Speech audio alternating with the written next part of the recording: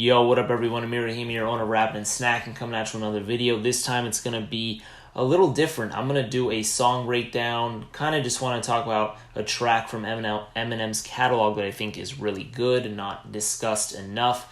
And just want to talk about it a little bit, give a little backstory, talk about some of my favorite lines. So this is a different format than most of my other videos, as I'm usually showing my collection. I've done some reviews in the past, so kind of want to try something a little different this time, and just let me know your feedback. So please subscribe, like the video, do all that good stuff. Anyways, this track right here is called Yellow Brick Road. It is track 4 on Eminem's Encore album.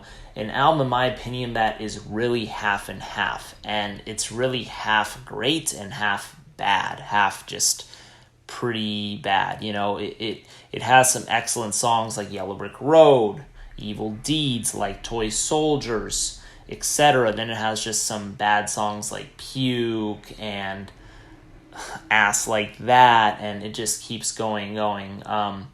But, you know, Eminem really at this point was on fire. You know, he had Slim Shady LP, Marshall Mathers LP, he had the Eminem Show, he had 8 Mile soundtrack, and so on and so forth. So sooner or later he'd drop a dud, and with the Encore album, I think he definitely had his most inconsistent work to date with that. But anyways, Yellow Brick Road, like I said, is a song that I don't think a lot of people talk about, and it's not the catchiest song. It's a song that can totally fly over the radar if you're not listening to the lyrics of it. Because, you know, when I was younger and I first heard this song, that's how it was for me.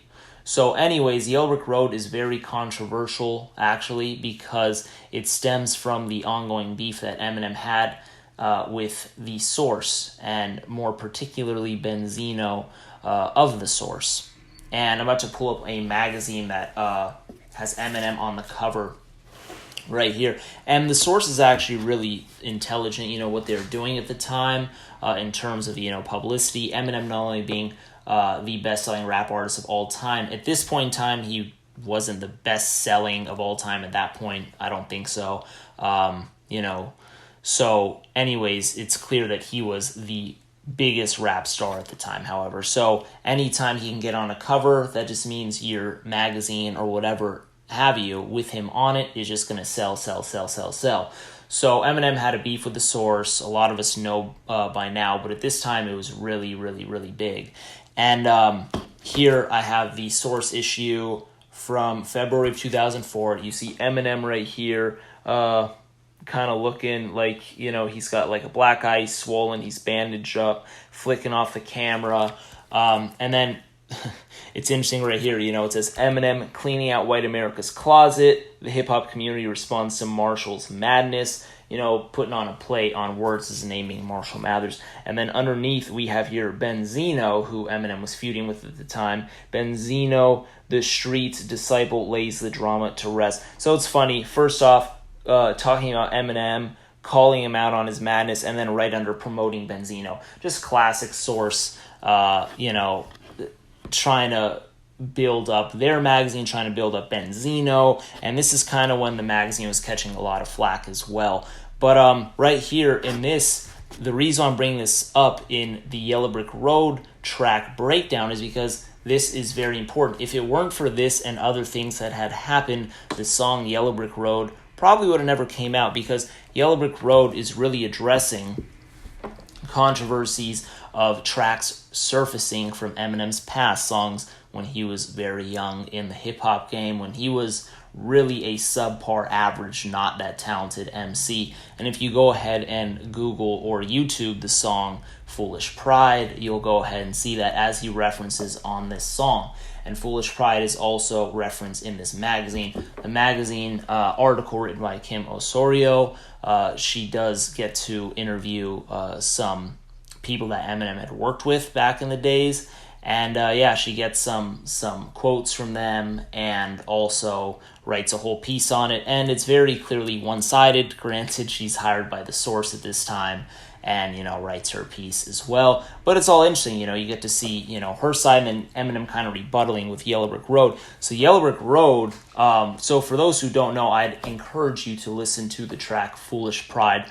There's also another song called So Many Styles that had released in this era, and these are songs that you see Eminem at more racist in his career. He was young. He is you'll see in Yellow Brick Road where he is dating a black girl. Their relationship didn't end so well, and he, out of immaturity, out of just being a teenager idiot in the booth, he says some not so smart things, basically dissing African American women, blah blah blah, kind of saying like all they want is your money, and he doesn't like black women, etc., etc., etc. So this is like high school Eminem just being a fool, and it is what it is. But that's kind of what had happened in this era, and the source is trying to tarnish him at this time in the mid-2000s.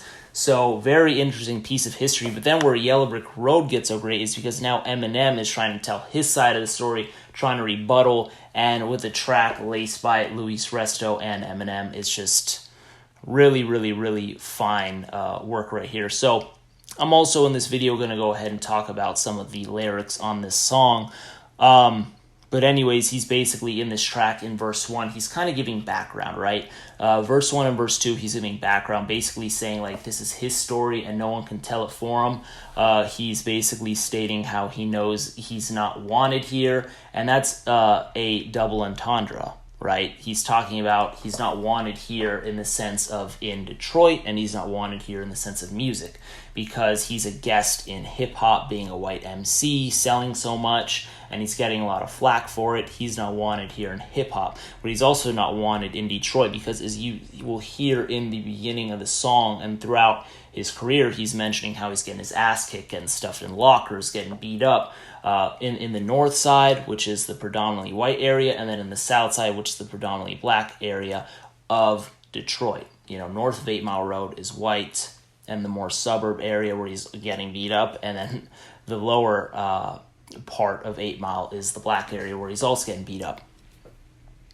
So very interesting, and the Yellow Brick Road is the train tracks, right, of where he used to cross to get home. And there's just some excellent stuff. And then here in the lyrics, he says, let's rewind it to 89 when I was a boy on the east side of Detroit, crossing 8 Mile into Warren. So he's also giving timestamps here, 1989. So this is very important because you're getting to hear, this is Eminem when he's in high school. At this time, he's like 16 or 17 around that time, around that age. So he's still in high school, and he did change schools often, you know, when he was younger. Moving from school to school, so he's documented in other tracks. But it's also, like I said, this is very important because in this Source magazine, right, you're getting accounts from Kim, you're getting accounts from people Eminem used to work with, and he in here is stating this is my story and can't nobody tell it for me. So he's basically saying, okay, now it's my turn. Everyone's talking about me. Now it's my turn to discuss my life since no one else is there.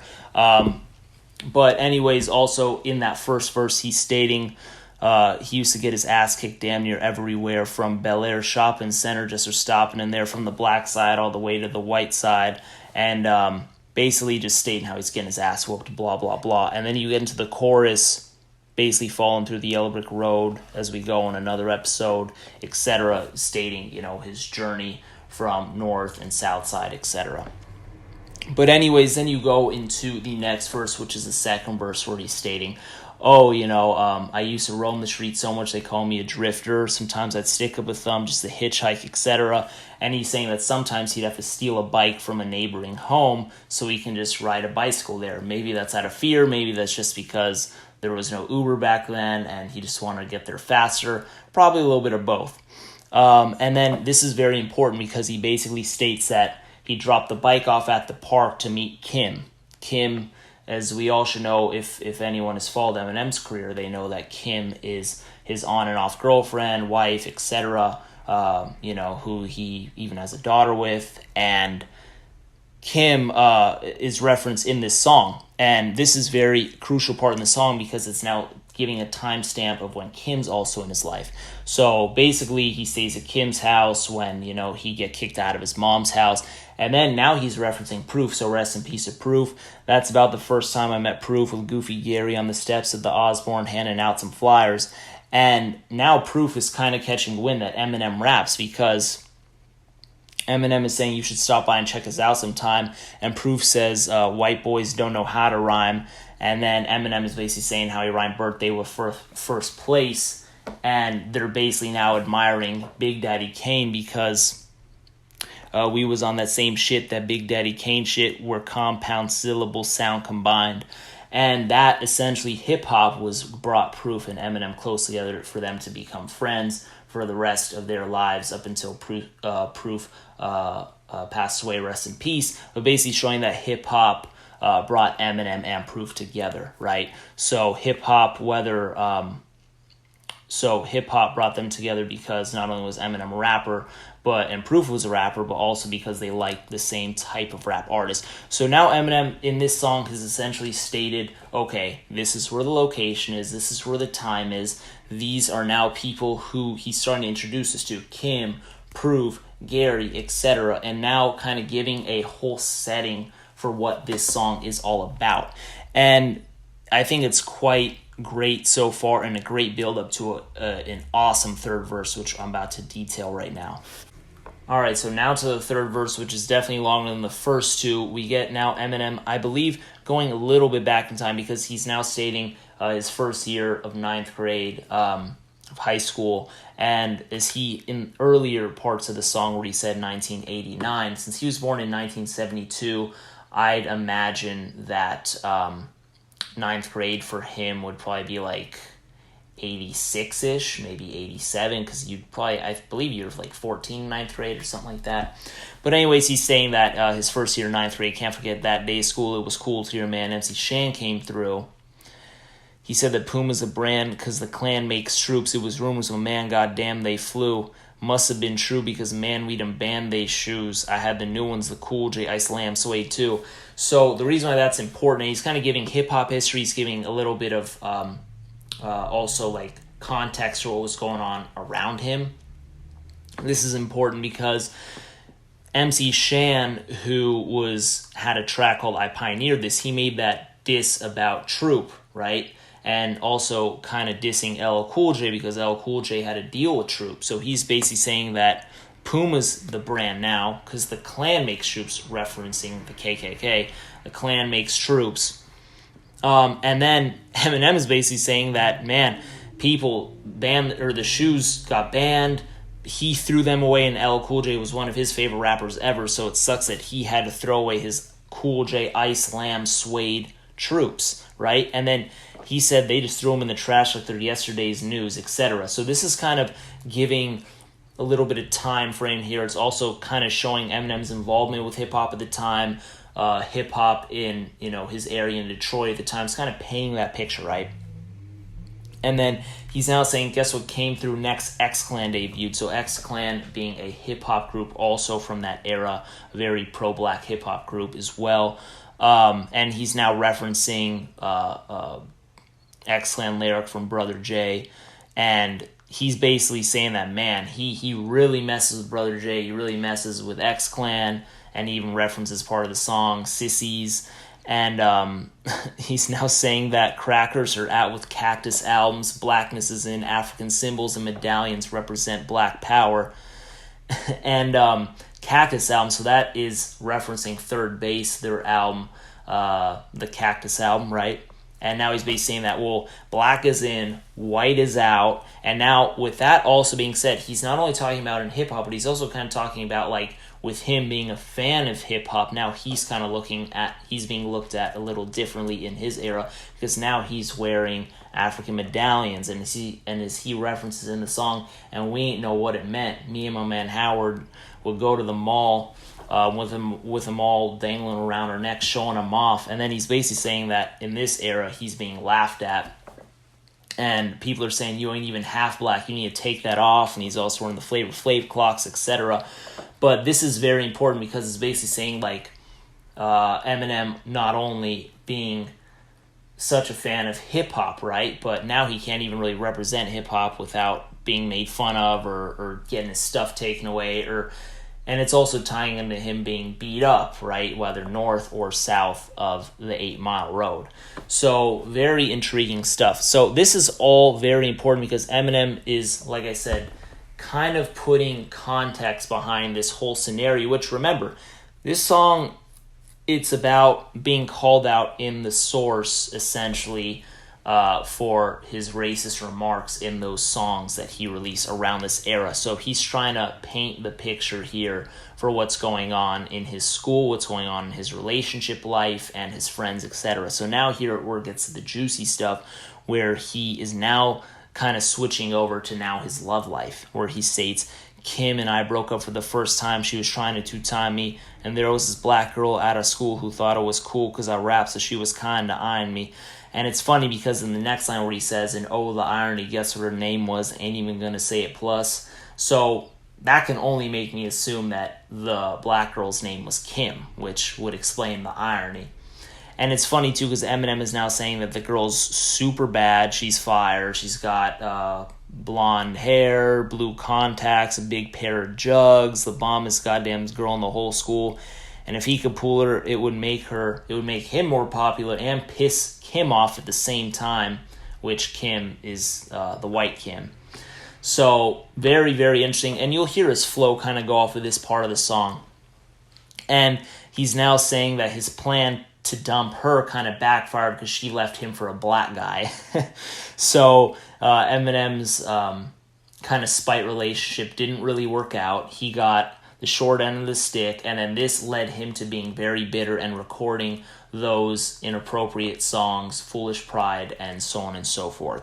So this is also important because moving on, he says, and that's the last I ever seen or heard or spoke to the old Foolish Pride girl. So that's a song. But I've heard people say they heard a tape and it ain't that bad, but it was. I singled out a whole race. And for that I apologize, I was wrong. Because no matter what color a girl is, she's still a hoe. So this is just and this is what makes Eminem so great in my opinion. He's always been the kind of guy and rap artist to never really apologize. At least in this point of his career, he was not very apologetic. Now you'll hear him make a lot more conscious tracks, a lot more, I want to say, some apologetic tracks. But at this point, he wasn't really apologizing to many people. And that's what I think made Eminem so raw and so great and just so gritty, if you want to call it. He, instead of apologizing for saying the foul things he said about black women or about what he said on that track, he's now saying, okay, black women aren't hoes. Instead, I'm just going to call every woman a hoe. So he's basically saying no matter what color a girl is, she's still a hoe, which, in my opinion, obviously, that's not right? You know, being politically correct. But Eminem is basically saying, you know, fuck that. I'm not giving anyone an apology. You're all going down.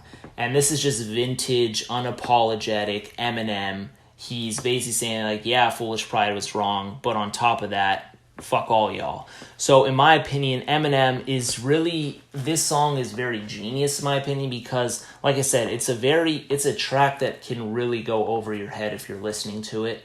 It's not the catchiest song. It's not a song that screams single. It's not even a song that screams B-side. It's a song with a story and a song that really gives you a piece of Eminem's life at the time and really his involvement with hip-hop, his involvement with 8 Mile, schools, relationships. It's a very deep song and kind of gives you a lot of personal information on Eminem. So he's not only, and it's important because now he's basically saying, well, everyone's talking about me in the source, everyone's talking about me outside, and I'm getting attacked on the source, blah, blah, blah. And this isn't the only issue where he gets attacked or even just publication. But now he's saying, this is my story and y'all can run with it, whatever you want to run with it. So that was very interesting. And also what's also interesting about the song is he does not mention the source. He does not mention Benzino. He does not mention Kim Osorio. So I think that's also very interesting. He's trying not to give them even more publicity. But this is, like I said, a great song that I think probably goes over the head of a lot of people. Also, I urge people to listen to those tracks, Foolish Pride, or that track Foolish Pride, and the other one I mentioned, So Many Styles.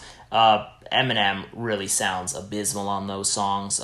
His flow is pretty terrible. But it's Eminem when he's in high school. I mean, what do you expect? It's just pretty terrible. But, it shows that anyone can improve and be a better rap artist or artist in general. But, man, Yellow Brick Road, first off, I think the production does quite well. I think the chorus is great for it. And I think that, like I said, it's just a very, very important part of his discography that doesn't get talked a lot. And I wanted to kind of highlight it. It was just going through my music, hit shuffle, and it came up. So anyways, this is my opinion on Yellow Brick Road. Definitely one of my top 3 favorite songs from Encore. And yeah, go ahead and listen to it. Let me know what you think of the song. And maybe if you didn't hear those other songs about Eminem, it may change what you think about Eminem. He was definitely immature and foolish and made some dumb rhymes on there. And not only were the rhymes dumb, it just it wasn't even catchy. It was just terrible. So with that being said, let me know what you think about the song. Let me know what you think about this idea for a video. This did run pretty long. I'm trying to do some track discussions and maybe like dissections and maybe just tracks that I think don't get a lot of love. I want to talk about them more, but I'm probably going to do them shorter because this one I'm pretty sure went pretty long. I'm not timing myself. I'm just going kind of freestyle. But anyways, appreciate y'all. Let me know what you think of this song. Subscribe. Let me know what you think of this kind of format. And I'm excited to hear your feedback. Once again, I'm Mirahimi7. Hit me up on Instagram at Rappin' and Snackin'. And appreciate it. Subscribe. Peace out.